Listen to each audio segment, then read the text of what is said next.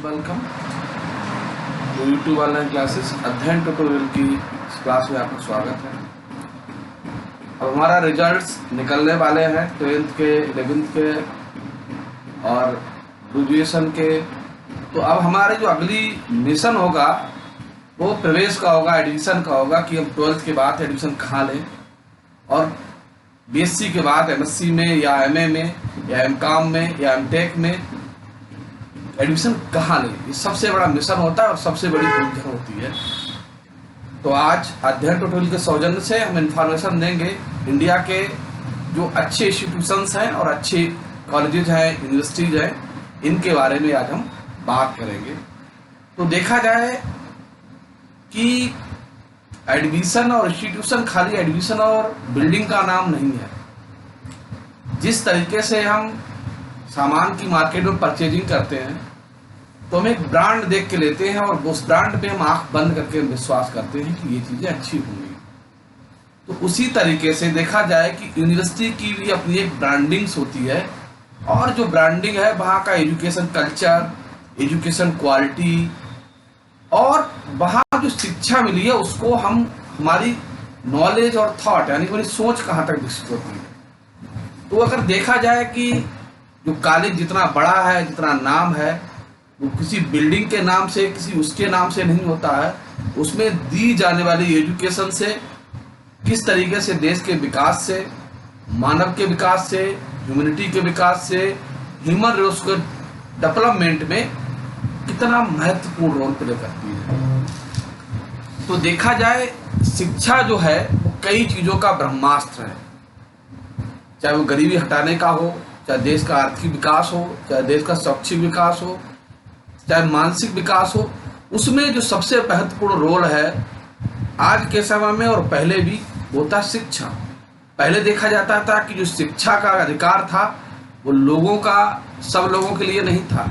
उस पर कुछ राजे रजवाड़ों का अधिकार था, उन्हीं के बच्चे पढ़ते थे और सामान्य जीवन जीने वाले लोगों के, सामान्य जनता के बच्चों को एजुकेशन नसीब नहीं होती थी। गुरुकुल प्रथा थी, राजगुरु होते थे, तो जो कुल गुरु होते थे वो राज परिवार के सदस्यों के बच्चों को ही शिक्षा देते थे। लेकिन धीरे धीरे परिवर्तन हुआ और शिक्षा जैसी चीज एक आम व्यक्ति के लिए, आम आदमी के लिए जीवन में एक उजाला लेके आई और उसमें महत्वपूर्ण रोल किया। तो आज के समय में लगभग सभी को शिक्षा नहीं मिल पा रही, लेकिन अधिकांश लोगों के लिए शिक्षा आसानी से सुलभ हो सकती है और है। उसमें कुछ महंगे कॉलेजेस हैं, महंगे इंस्टीट्यूशंस हैं और कुछ जो सरकारी कॉलेजेस हैं, शासकीय कॉलेज हैं, शासकीय यूनिवर्सिटीज हैं, वो बहुत कम फीस पर जो है आपको शिक्षा प्रोवाइड कराते हैं। इसी पे हम बात करेंगे कि शिक्षा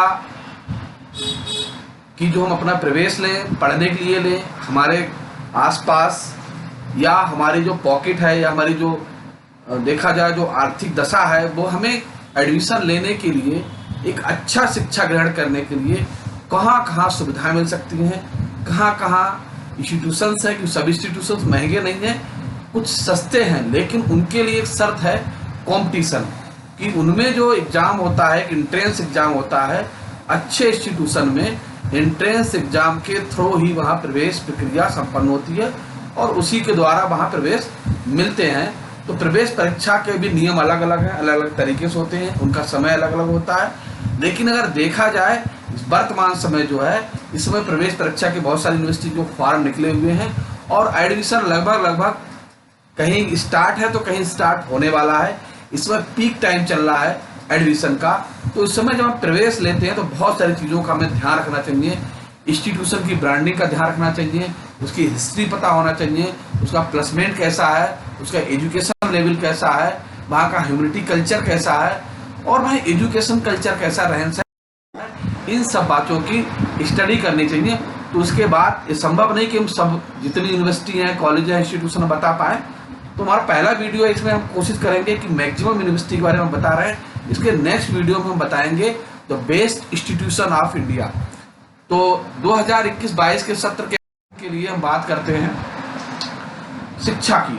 तो देखा जाए जो भारत में आम जनमानस के लिए जो शिक्षा का अधिकार था उसको दिलाने वाले सावित्रीबाई फुले और ज्योतिबा फुले दो महान लोग थे जो अपने समय में शूद्र की कैटेगरी में स्वर्ण रखा था।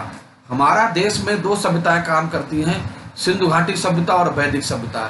सिंधु घाटी सभ्यता हमारी मूल निवास भारत की सभ्यता है, वैदिक सभ्यता जो है विदेशी आई हुई, पाखंडवाद सब मिला हुआ है। तो जो शिक्षा का प्रचार प्रसार है आम जनमानस के लिए, वो अगर फैलाने का काम किया था भारत में सभी के लिए, सामान्य वर्ग के लिए, दबे कुचले तबके के लिए, वो थे ज्योतिबा फुले और सावित्रीबाई फुले।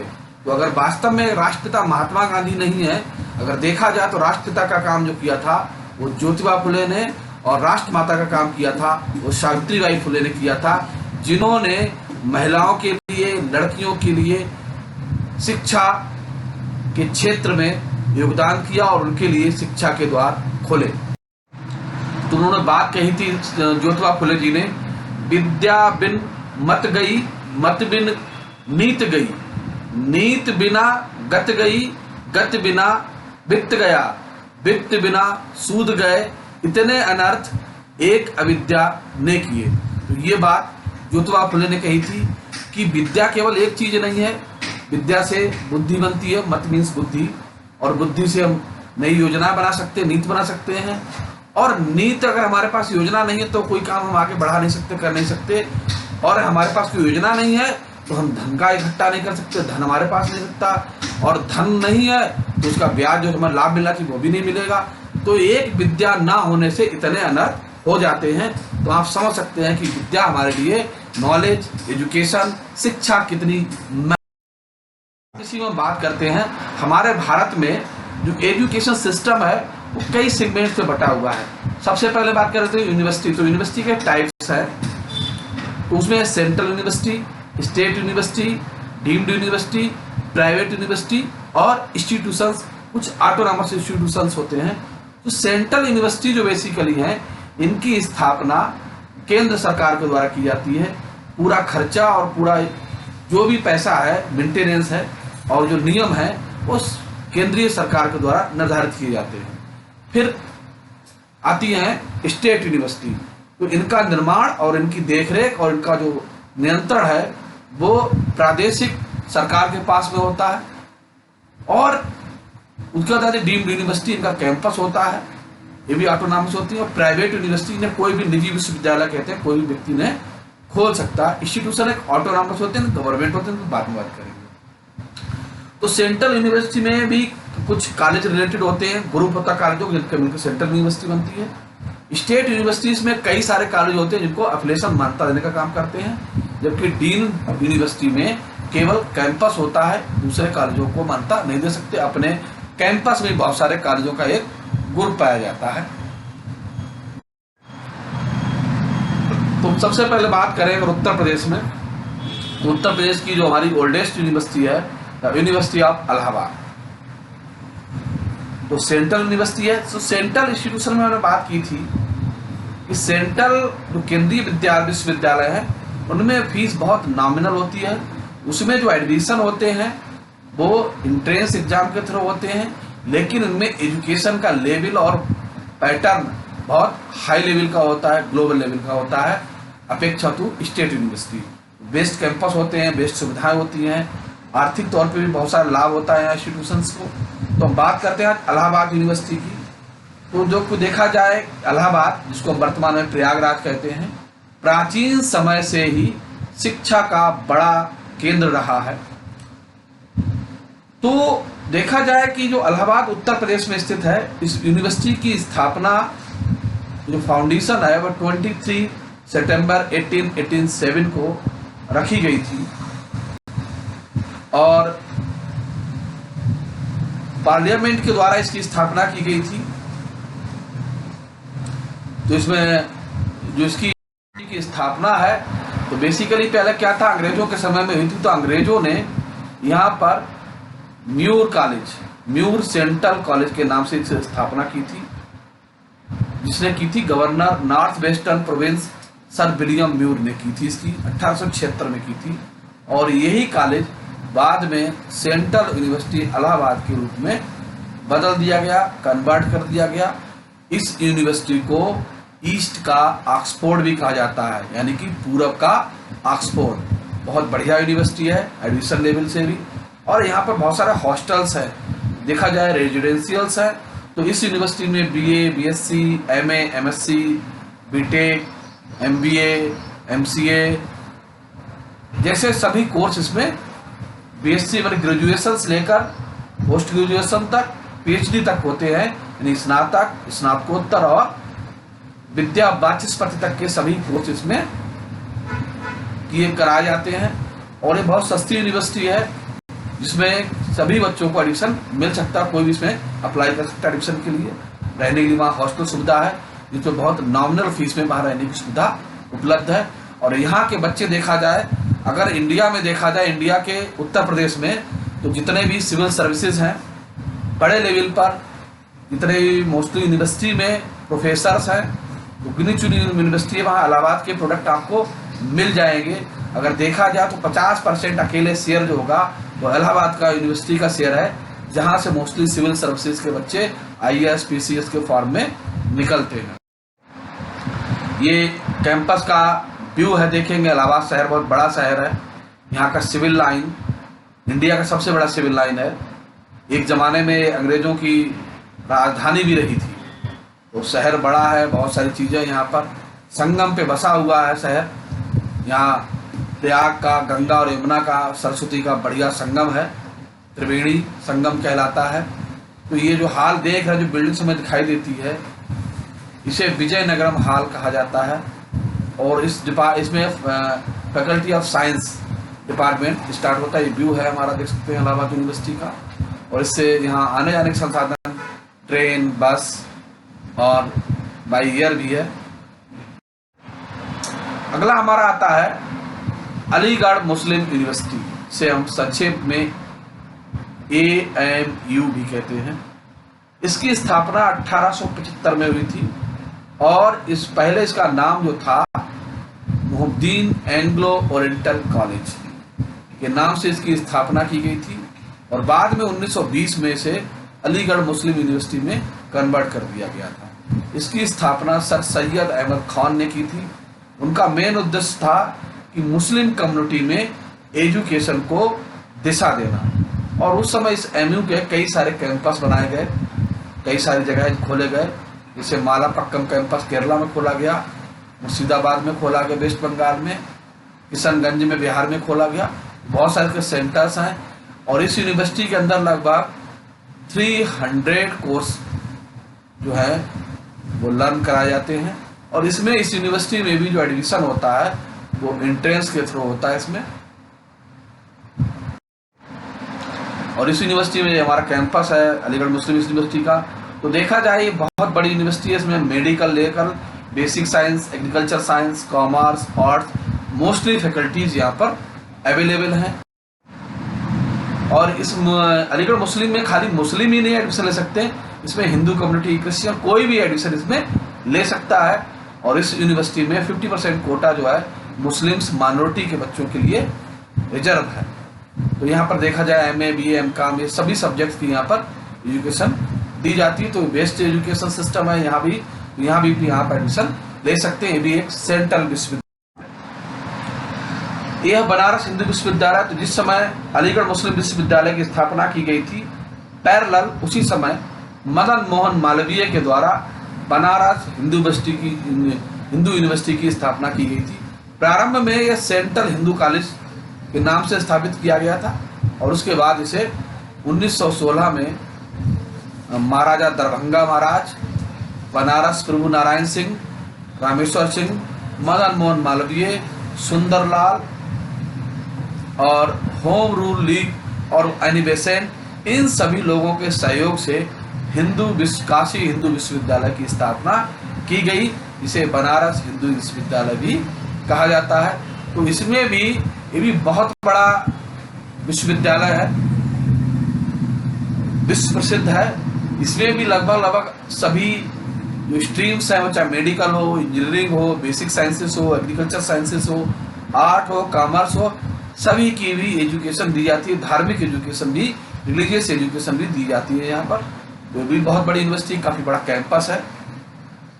तो यहाँ भी जो एडमिशन होते हैं वो एंट्रेंस के थ्रू ही दिए जाते हैं।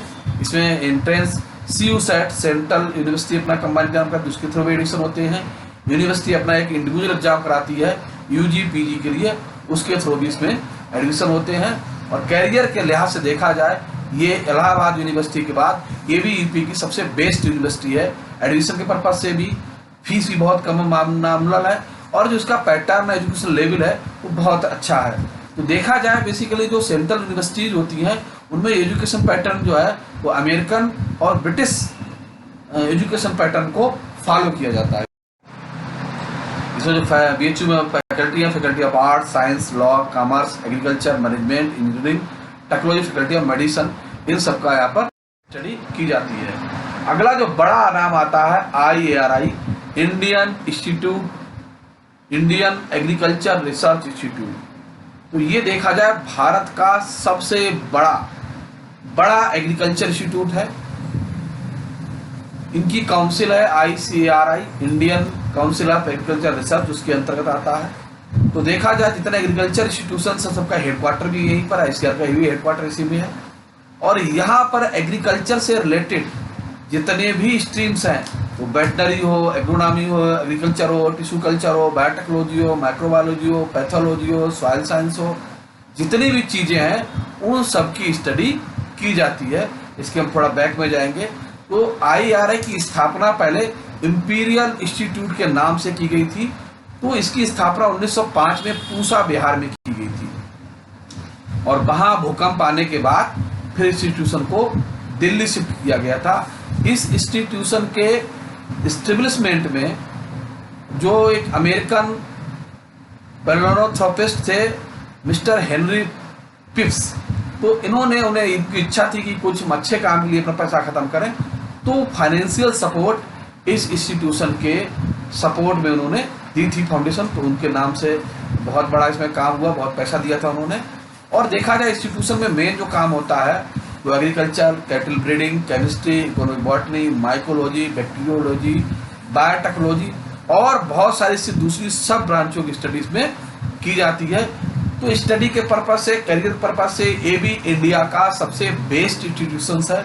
तो इसमें एडमिशन के लिए क्या होता है, अपना इंडिविजुअल एग्जाम भी कराता है और ICAR का इंडिया लेवल का एक कॉमन एग्जाम होता है। तो उसमें बेसिक साइंस के बच्चे भाग ले सकते हैं। तो उस एग्जाम के थ्रू या UG, PG और डॉक्टरेट कोर्स में एडमिशन हो सकता है। कैरियर के लिहाज से ये भी बहुत अच्छा है बेसिक साइंस के और एग्रीकल्चर के लिए, क्योंकि आने वाले समय में फूड की समस्या सभी रहेगी। ग्रीन रेवोल्यूशन भी इसी थ्रू हुआ, इसके अंडरफिकेशन में हुआ, तो खाना सबकी ज़रूरत है। तो कैरियर के लिहाज से, एजुकेशन के लिहाज से IARI सबसे बेस्ट इंस्टीट्यूशन है, जो ICAR का एक इंस्टीट्यूशन है। और इसकी दूसरी यूनिवर्सिटी है, इसकी बिल्डिंग है, मेन बिल्डिंग है IARI की लाइब्रेरी की। इसके अलावा इसमें जो एडमिशन होता है उन्होंने बताया था कॉमन एग्जाम होता है UG PG का, ऑल इंडिया एंट्रेंस एग्जाम होता है। इसके अंतर्गत ICAR के अंतर्गत जो हमारा है वो बहुत सारे और दूसरे इंस्टीट्यूशंस यूनिवर्सिटी आती हैं, सेंट्रल और स्टेट यूनिवर्सिटी आती है, जिसके थ्रू एडमिशन हम लेते हैं। नीचे हमने लिस्ट दे रखी है यूनिवर्सिटी की। जैसे हमारा जो इसके मेन इंस्टीट्यूट हैं तो प्रसिद्ध है IRI है, NDRI है, IBRI है, GVPT है, GV गोविंद बल्लभ पंत विश्वविद्यालय पंथनगर है, IBRI Indian institute of vegetable research centre Samastipur में है, तमिलनाडु एग्रीकल्चर यूनिवर्सिटी कोयम्बटूर में है, पंजाब एग्रीकल्चर यूनिवर्सिटी है, चौधरी चरण सिंह हरियाणा यूनिवर्सिटी है, गुरु Govind Dev veterinary animal science Ludhiana में है। इस तरीके से बहुत सारे इंस्टीट्यूशंस हैं, बहुत सारी यूनिवर्सिटीज़ हैं जो एडमिशन के लिए प्रोवाइड कराती हैं, लेकिन यहाँ पर सीट्स बहुत कम मात्रा में होती हैं। जो एडमिशन होता है वो ICAR के कंबाइन के द्वारा ही होता है। इस तरीके से हम देख सकते हैं Lala Lajpat Rai veterinary institute Hisar, Maharashtra animal fishery research university Nagpur, Jagannath agriculture Jagannath, Jawaharlal Nehru Krishi Vishwavidyalaya Jabalpur, Swami Keshwanand Rajasthan, Shri Konda Laxman Telangana state agriculture, Shri Krishna Narendra agriculture university Johar, Tamil Nadu doctor Deen Jayalalithaa fishery university Nagapattinam. तो इस तरीके से यूनिवर्सिटी है जहाँ आप ले सकते हैं। यहाँ पर आप यहाँ सब थ्रू एडमिशन होते हैं। और उसके बाद हमारा अगला नंबर आता है हमारा जो यूपी के पास पड़ती है दिल्ली यूनिवर्सिटी। तो यहाँ भी BTech, BSc, MA, MCom, MSc में एडमिशन होता है। और यहाँ बेसिकली हाई मेरिट जाती है स्टूडेंट्स की। तो यहाँ पर 2 कैटेगरी में एडमिशन होते हैं, एंट्रेंस के थ्रू एडमिशन होता है और दूसरा मेरिट के थ्रू होता है। तो यहाँ पर जिनके लो मेरिट है उन लोगों की थोड़ी प्रॉब्लम्स रहती है जब मेरिट में थ्रू एडमिशन होते हैं, लेकिन एंट्रेंस में जा सकते हैं। तो यहाँ की मेरिट लगभग 100 एबव जाती है, 100 से ऊपर जाती है यहाँ पर। तो दिल्ली ऑफ जो स्कूल ऑफ इकोनॉमिक्स है दिल्ली यूनिवर्सिटी का, वो वर्ल्ड फेमस है। इंडिया के जितने वित्त मंत्री निकले हैं वो उसी स्कूल से निकले हुए, जितने रिजर्व बैंक के गवर्नर हैं वो उसी स्कूल ऑफ इकोनॉमिक्स की देन है। तो देखा जाए कि दिल्ली यूनिवर्सिटी का school of economics world level का कॉलेज है, वर्ल्ड लेवल की अहमियत भी मिलती है। तो कैरियर लिहाज से ये भी बहुत बढ़िया यूनिवर्सिटी है। ये दिल्ली में स्थित है। सेंट्रल एडमिशन का फॉर्म यहाँ पर आ चुके हैं, यूजी, पीजी और पीएचडी, एमफिल के। उसका दूसरा नंबर हमारा तगड़ा नंबर है जवाहरलाल यूनिवर्सिटी। तो Jawaharlal university world famous university है, वर्ल्ड रैंकर यूनिवर्सिटी है। वर्ल्ड में इसका स्थान है, जो वर्ल्ड रैंकिंग होती है उसमें इनका नाम आता है। और सेंटर में आईएएस जितने सबसे ज़्यादा जो एडमिनिस्ट्रेशन के लोग हैं, अधिकांश नेता हैं, वो इसी यूनिवर्सिटी की देन है। इस यूनिवर्सिटी का लेवल जो देखा जाए इंडिया में सबसे टॉप लेवल की यूनिवर्सिटी है। यहाँ पर भी जो नॉमिनल चार्ज है बच्चे के लिए, अगर आप इसमें भी एडमिशन जो होते हैं वो एंट्रेंस के द्वारा होते हैं। वे कॉमन कई सारे एग्जाम कराते हैं, यूनिवर्सिटी अपना एग्जाम कराती है, सीयू सेट एग्जाम कराती है और कुछ स्पेशल एग्जाम्स होते हैं इनके थ्रू उसमें एडमिशन मिलता है। और देखा जाए ये फीस के लिहाज से इंडिया की सबसे सस्ती यूनिवर्सिटी है। बहुत कम पैसों में यहाँ पर हम पढ़ाई कर सकते हैं। हॉस्टल का भी बहुत नॉमिनल चार्ज आता है और वर्ल्ड लेवल की फैसिलिटी आपको यहाँ पर अवेलेबल है, जहाँ पर अपना शैक्षिक, ह्यूमैनिटी, सोशल हर तरीके का डेवलपमेंट हो सकता है। यहाँ की यूनिवर्सिटी पढ़ने वाले बच्चे केवल अपने करियर के बारे में नहीं सोचते, पूरे वर्ल्ड के बारे में सोचते हैं, इंडिया के बारे में सोचते हैं, इंडिया का किस तरीके से स्तर ऊपर उठा सकते हैं। जैसे आपने अगर कंट्रोवर्सी सुना होगा पिछले समय में, कन्हैया लाल जो यहाँ का प्रेसिडेंट था, स्टूडेंट था, जो लीडर बन गया। बहुत सारे यहाँ पे अरुण जेटली साहब थे। आज की वर्तमान जो हमारे वित्त मंत्री हैं सीतारमण, वो भी हैं। तो यहाँ पर माना जाता है कि यहाँ जो बच्चे हैं कम्युनिस्ट विचारधारा के माने रखते हैं, यहाँ पर है वो 2 दक्षिणपंथी है, बीजेपी की सरकार है, तो वहाँ पर बहुत सारे प्रतिबंध भी लगाए गए थे। लेकिन ये यूनिवर्सिटी वर्ल्ड लेवल की है, अच्छी रैंकिंग है, अच्छा रिजल्ट आता है और एडमिशन अगर आपको मिल जाता है तो यार मानिए आपको कहीं चिंता करने की जरूरत नहीं है, कहीं ना कहीं आपको जॉब पक्का मिल जाएगी। तो कोशिश करिए इसमें भी एडमिशन आप ले सकते हैं। एडमिशन लेना कठिन नहीं, बस आपको तैयारी करनी है, अच्छा सा एक एग्जाम देना है प्रॉपर नॉलेज के थ्रू। इसमें एमए, बीए, एमएससी सभी में एडमिशन होता है और एडमिशन इसमें स्टार्ट हो चुके हैं। 2021 में जून में फॉर्म आ चुके हैं, तो आप ऑनलाइन फॉर्म अपने देख सकते हैं, भर सकते हैं। तो सबसे पहला क्या काम होता है कि mode of exam conducting online होता है, कंप्यूटर बेस्ड होता है इसमें। और टोटल 3 घंटे का एग्जाम होता है, लैंग्वेज इंग्लिश में होता है। Type of question multiple choice question आते हैं, लगभग 100 मार्क्स के क्वेश्चन आएंगे। तो इस तरीके से आप इसमें एग्जाम्स अपनी तैयारी करके दे सकते हैं। अगला आता है लखनऊ यूनिवर्सिटी। ये भी कैपिटल में लखनऊ की सबसे बड़ी यूनिवर्सिटी है। बिल्डिंग्स है, बहुत पुरानी बिल्डिंग्स है, बहुत बढ़िया है, हमारे इंडियन आर्किटेक्चर की बनी हुई है। और इस यूनिवर्सिटी के अंदर ही पेलियो बॉटनिकल रिसर्च इंस्टीट्यूट स्थापित है। इस यूनिवर्सिटी में बड़े बड़े साइंटिस्ट दिए हैं, बड़े बड़े वैज्ञानिक दिए हैं। और एक समय में जो देश की नीति बनती थी, योजना आयोग में सदस्य रही है, देश के विकास में बहुत अहम रोल किया इसने। इसमें भी एडमिशन एंट्रेंस के थ्रू और मेरिट के थ्रू इसमें भी बीए, बीएससी, एमटेक सभी मोस्टली इसमें जो फैकल्टीज है वो आपको रहेंगी। उसके बाद लखनऊ में दूसरी यूनिवर्सिटी है, सेंट्रल यूनिवर्सिटी बाबा भीमराव अंबेडकर विश्वविद्यालय है। तो यहाँ पर PhD, MPhil, MSc, MBA, MCA ये भी सब होती है। और यहाँ भी बहुत नॉमिनल फीस भी होती है। बहुत सुंदर कैंपस बना हुआ है, लखनऊ की बेस्ट यूनिवर्सिटी है ये भी। तो यहाँ भी आप एडमिशन ले सकते हैं। यहाँ भी फीस बहुत नॉमिनल चार्ज है। तो वो लोग निराश ना हो जिनके पास संसाधन बहुत नहीं है। जिनके पास संसाधन नहीं है, पैसे की कमी है, वो मेहनत करें, पढ़ें और सेंट्रल केंद्रीय विश्वविद्यालय में एडमिशन लें, जहाँ पर बहुत सारे तरीके की स्कॉलरशिप भी गवर्नमेंट प्रोवाइड कराती है, जिससे अपना पढ़ाई का अच्छी लाइब्रेरी मिलती है आपको, कंप्यूटर लाइब्रेरी होगी, बढ़िया होगी। तो बहुत कम खर्चे में यहाँ पर हम एक अच्छी पढ़ाई कर सकते हैं, अपना करियर बना सकते हैं। दूसरी यूनिवर्सिटी है गौतम बुद्ध यूनिवर्सिटी, नोएडा में स्थित है। खूबसूरत यूनिवर्सिटी है, बढ़िया यूनिवर्सिटी है, सरकार की है, ये भी एनसीआर में लगती है। यहाँ भी लगभग मोस्टली ये सब्जेक्ट्स पढ़े हुए हैं, बीटेक है, बीए है, लगभग सभी लेवल के कोर्स यहाँ पर होते हैं, BA BSc MSc वगैरह में। तो यहाँ भी नॉमिनल चार्ज आप ले सकते हैं। सबसे मॉडर्न यूनिवर्सिटी है, बहुत ही सुंदर ब्यूटीफुल कैंपस है। देखेंगे आप, लगेगा नहीं आप कहीं तो लगेगा किसी टूरिस्ट स्पॉट पे आए हुए हैं। गौतम बुद्ध के नाम पे बनी हुई थी। तो यहाँ भी लगभग सभी यूनिवर्सिटी के कोर्स होते हैं। यहाँ पर PhD भी होती है, बायोटेक्नोलॉजी है, अप्लाइड फिजिक्स है, मैथमेटिक्स है, केमिस्ट्री, पॉलिटिकल साइंस, इन सब पर है। और यहाँ पर दूसरा एडमिशन यहाँ पर भी होते हैं। यहाँ भी एडमिशन जो है एंट्रेंस के थ्रू होते हैं, यहाँ पर आप अप्लाई करते हैं। उसके बाद अगला यूनिवर्सिटी ऑफ हैदराबाद तेलंगाना में स्थित है। ये भी बहुत फेमस यूनिवर्सिटी है। यहाँ पे बहुत सारे ब्रांचेस होते हैं। तो यहाँ पर भी आप एडमिशन ले सकते हैं। यहाँ भी नॉमिनल फीस है। जितने केंद्रीय विश्वविद्यालय वहाँ बहुत कम फीस में अच्छे एडमिशन मिल सकते हैं। यहाँ पे इसकी जो इन्फॉर्मेशन है, फॉर्म की इन्फॉर्मेशन, फीस कितनी, किस तरीके से हम अप्लाई करते हैं वहाँ पर। तो यूनिवर्सिटी ऑफ, अगला नंबर आता है यूनिवर्सिटी ऑफ कलकत्ता।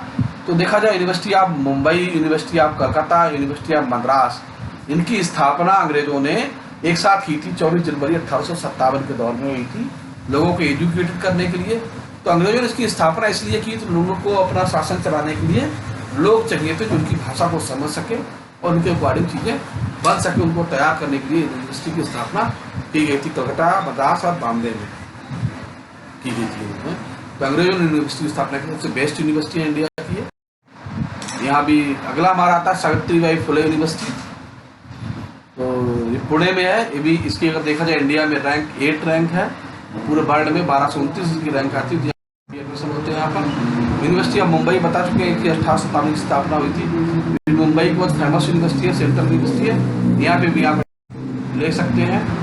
यहाँ पर आपको language and culture, medicine, health, engineering, technology, business, social sciences, humanity and arts faculty में अवेलेबल कैंपस, ब्यूटीफुल कैंपस। इसके बाद बहुत सारी और भी बहुत सारी यूनिवर्सिटी है इंडिया में। और कुछ आसपास की प्राइवेट यूनिवर्सिटी, इनके बारे में बात करें, जैसे लवली प्रोफेशनल यूनिवर्सिटी है। इसकी कंट्री रैंक 24 है और यहाँ आप एडमिशन ले सकते हैं। इसकी इन यूनिवर्सिटी में फीस का जो स्ट्रक्चर होता है बहुत हाई होता है। फिर MIT यूनिवर्सिटी है, नोएडा में स्थित है। ये भी, यहाँ भी अमेरिकन पैटर्न पे देखा जाए एजुकेशन होता है और बहुत फीस यहाँ बहुत कास्टली है। बहुत लगभग मोस्टली कोर्स यहाँ पर होते हैं। क्वालिटी भी है, कैरियर के लिहाज से बहुत अच्छा। जिनके पास पैसा वो यहाँ पर एडमिशन ले सकते हैं। अभी इंट्रेंस के थ्रू ही एडमिशन होता है। फिर है BIT यूनिवर्सिटी, ये साउथ इंडिया की बहुत बढ़िया यूनिवर्सिटी है। इसकी स्थापना 1984 में हुई थी।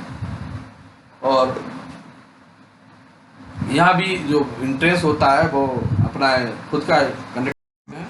फिर भारतीय SRM यूनिवर्सिटी भी साउथ की यूनिवर्सिटी है। इसे इंडियन संस्कृत कांग्रेस वगैरह बड़े समिट ऑर्गेनाइज करे थे। तो ये टेक्नोलॉजी के लिहाज से भी अच्छी यूनिवर्सिटी, यहाँ भी ले सकते हो। अजीम प्रेमजी यूनिवर्सिटी, ये तो बहुत सारी प्राइवेट यूनिवर्सिटीज़ थी। तो इंडिया में लगभग सेंट्रल प्राइवेट और स्टेट यूनिवर्सिटी मिलाकर 878 यूनिवर्सिटीज़ हैं जो यूजीसी के द्वारा रिकॉग्नाइज्ड और अप्रूव्ड यूनिवर्सिटी हैं। तो हम करते हैं कि आप अपने करियर के लिहाज से या इंफॉर्मेशन जो आज दे रहे हैं ये आपके लिए यूजफुल होगी। तो आप संबंधित कोई कमेंट्स हो, कुछ यहाँ पर और मॉडिफिकेशंस कुछ हो सकते हैं तो उसके लिए आप हमें सजेस्ट करें। और आगे भी हम वीडियो बना के आप डालते रहेंगे, देखते रहिए। हमारे चैनल को सब्सक्राइब कर लीजिए। तो आपको यूनिवर्सिटी से रिलेटेड, कैरियर से रिलेटेड बहुत सारी दूसरी इन्फॉर्मेशन आपको प्राप्त होती रहेगी। नमस्कार, धन्यवाद।